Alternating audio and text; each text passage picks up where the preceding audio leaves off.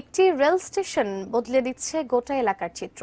দেশের দ্বিতীয় বৃহত্তম এই রেল স্টেশনকে কেন্দ্র করেই গড়ে উঠছে বিনোদন কেন্দ্র সহ আবাসন প্রকল্প আর বাণিজ্যিক হাব। সব মিলে একটি নতুন শহর গড়ে ওঠার স্বপ্ন দেখছে সেখানকার মানুষ। ইসমাইল হোসেনের তোলা ছবিতে আরো জানাচ্ছেন গোলাম কাদের রুবু।